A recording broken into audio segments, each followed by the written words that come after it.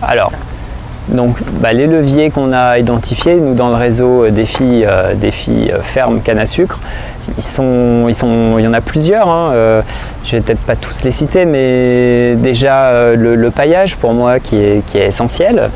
Pailler son sol avec un mulch de 10 cm environ, fait une couverture de sol qui empêche les adventices de pousser, parce qu'il faut savoir que donc en canne à sucre, nous on n'utilise qu'une sorte de pesticide, c'est le désherbage.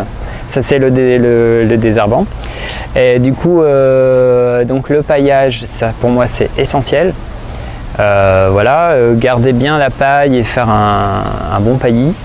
Ensuite, on a une des techniques aussi qui est adoptée par les agriculteurs dans le réseau, qui utilisent aussi les autres agriculteurs hors réseau, c'est de varier au maximum ces cannes, en fait, ces variétés de cannes. Donc, utiliser des variétés qui sont plus adaptées, qui poussent beaucoup plus rapidement. Les dernières variétés, par exemple, poussent beaucoup plus rapidement, peuvent fermer beaucoup plus vite, en fait, et elles sont moins concurrencées par les adventices. Et donc voilà, ça c'est une des techniques aussi qui est utilisée.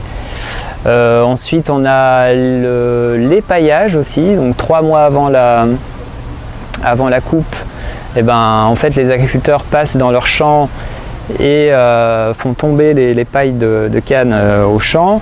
Ça permet de maintenir le sol avec une couche de mulch juste avant la coupe, de garder l'humidité du sol et d'éviter l'érosion, d'éliminer tous les insectes aussi, type cochenille, boraire. Ça fait fuir les rats parce qu'il y a trop de lumière. Enfin, il y a que des avantages aussi à l'épaillage. Et pendant l'épaillage, les agriculteurs passent et arrachent les lianes ou les fattacs qui restent, les adventices qui ont résisté.